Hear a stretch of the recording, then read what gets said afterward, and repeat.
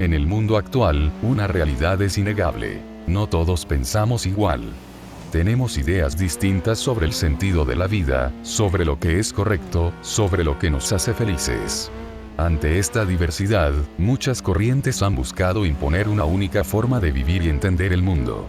Algunas creen que existe un modelo perfecto de ser humano y que la sociedad debe organizarse para lograrlo. Otras, basadas en creencias religiosas o en valores comunitarios, intentan unir a todos bajo una misma visión, apoyándose en el poder del Estado para definir qué es lo bueno, lo justo y lo verdadero. Pero hay otra forma de ver las cosas. Uno que acepta que esas diferencias son parte de la naturaleza humana, y que no existe una única respuesta válida para todos. Cada persona tiene sus propios talentos, sus propias necesidades, sus propios sueños. Por eso, lo que para uno es una vida plena, para otro puede no serlo. Lo que sí es común a todos es el deseo, y el derecho, de elegir su propio camino. Desde esta perspectiva, el papel de las instituciones no es imponer una moral o un estilo de vida, sino crear un marco de reglas simples y claras. Reglas que digan: eres libre de buscar tu propia felicidad, solo con la condición de no quitarle esa libertad a los demás. Cuando el Estado intenta decidir por todos qué es lo bueno o cómo deben ser las cosas, surge el conflicto. Porque si obligamos a personas con visiones distintas a vivir bajo una misma norma moral, inevitablemente chocan. No se trata de decir que todo vale lo mismo, o que no hay verdades, sino de reconocer que nunca nos pondremos de acuerdo en cuál es la mejor, y que llevar esas discusiones al terreno del poder solo genera enfrentamientos. Esta idea cobra mucha fuerza cuando hablamos de religión. La tolerancia religiosa no es más que la consecuencia lógica de reconocer que cada uno es dueño de su propia conciencia. Durante siglos, personas de distintas creencias, cristianos primitivos, grupos europeos, colonos en América, lucharon por el derecho a creer y practicar su fe sin ser perseguidos. Ya se decía hace siglos: cada ser humano es su propio guía espiritual, y la libertad de conciencia es un derecho natural que nadie puede arrebatar. Además, la tolerancia no solo es justa, sino práctica. Muchos entendieron que obligar a todos a creer lo mismo traía consigo guerras, violencia y caos. En cambio, permitir que cada uno tenga su propia opinión, como ocurrió en ciudades como Ámsterdam, trajo paz, prosperidad y convivencia. Cuando dejamos de juzgarnos por nuestras creencias, podemos trabajar juntos, comerciar y compartir espacios sin necesidad de estar de acuerdo en todo. También se vio que, en un mundo donde las ideas pueden debatirse libremente, la verdad tiende a surgir por sí misma, sin necesidad de imponerla. Algo así como un intercambio libre de pensamientos, donde cada creencia se defiende por sus méritos, no por el poder del gobierno. Sin embargo, no todos pensaban así. Cuando llegaron a América, algunos buscaban libertad para su propia fe, pero no para la de los demás. Pero poco a poco, surgieron voces que entendieron algo revolucionario. Para que nadie fuera perseguido, era necesario separar la religión del Estado.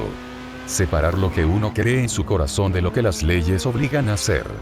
Así, las constituciones y leyes fueron quitando al gobierno el poder de favorecer o prohibir ninguna fe. Hoy hay quienes dicen que las naciones deben regirse por una única religión, pero la historia ha demostrado algo distinto. Donde las iglesias dependen del Estado, se vuelven débiles y rígidas. Donde son libres de actuar por sí mismas, crecen y se fortalecen. ¿Por qué es tan sabia esta separación? Por 3 razones fundamentales. Primero, el poder de la ley no debe meterse en lo que cada uno cree o siente. La libertad significa que podemos intentar convencer a otros de nuestras ideas, pero nunca obligarlos. Segundo, al sacar las creencias del terreno político, evitamos que la sociedad se divida y se enfrente por ellas. Cuando la religión se convierte en ley, la gente pelea hasta la muerte por imponer la suya. Cuando se queda en el terreno de la convicción personal, puede haber debate, pero no guerra. Tercero, la competencia libre hace que todo sea mejor. Igual que los negocios mejoran cuando no reciben favores del gobierno, las ideas, las creencias y las comunidades se vuelven más fuertes y vivas cuando tienen que ganarse su lugar por sí mismas. Todo esto nace de una actitud muy profunda: la humildad.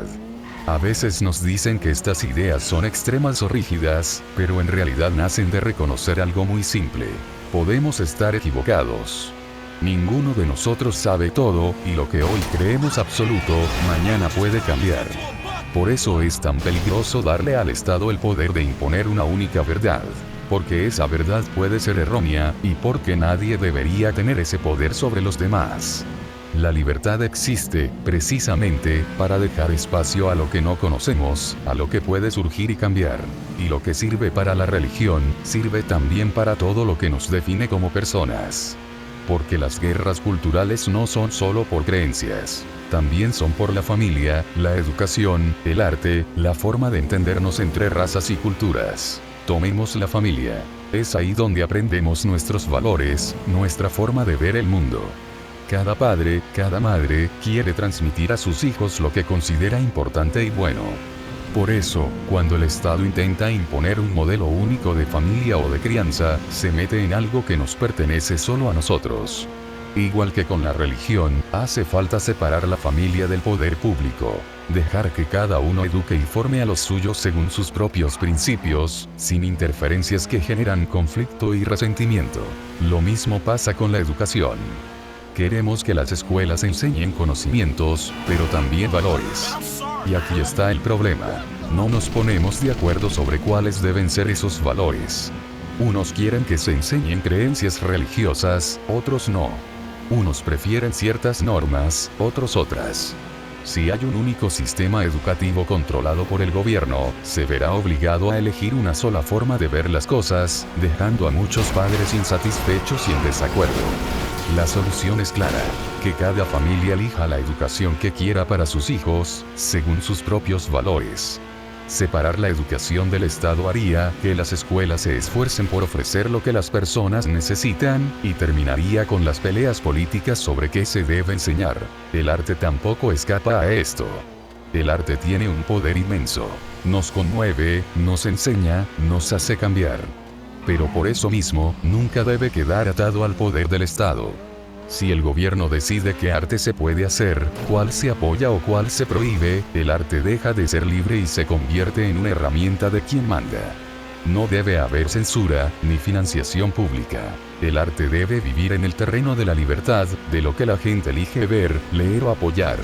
Así evitamos discusiones políticas sobre qué es arte bueno o arte permitido, y dejamos que la creatividad fluya sin límites. Y llegamos a uno de los temas más dolorosos y difíciles: la raza y la discriminación.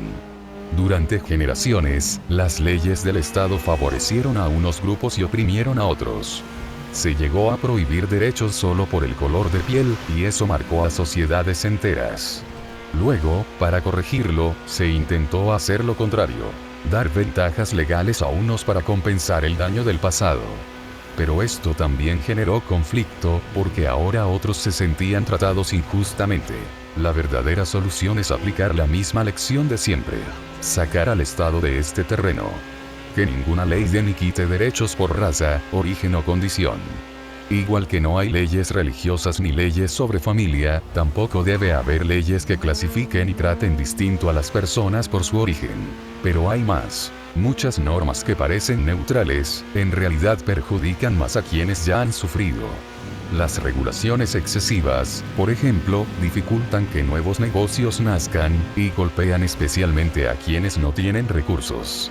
Leyes que obligan a cumplir requisitos caros, o que piden permisos para trabajar, cierran puertas a quienes quieren salir adelante. Incluso sistemas públicos que se presentan como iguales para todos, como ciertos seguros o pensiones, terminan beneficiando más a unos grupos que a otros, por cómo están diseñados. Por eso, la idea no es decir que todo se arregla solo con quitar al Estado.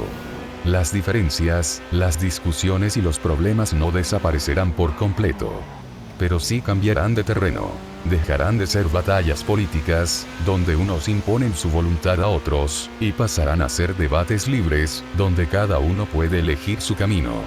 Al quitar al poder público de estas áreas sensibles, las peleas se vuelven más pequeñas, más manejables, y la convivencia se vuelve posible. Al final, todo esto se resume en una sola gran idea: la diversidad no es un problema que haya que resolver, sino una realidad que hay que respetar. Y la mejor forma de hacerlo es construir una sociedad donde el poder no se use para imponer verdades ni estilos de vida, sino para proteger la libertad de todos. Porque cuando dejamos que cada uno viva según sus propias convicciones, es cuando podemos convivir en paz, aprender unos de otros y construir algo que valga la pena para todos.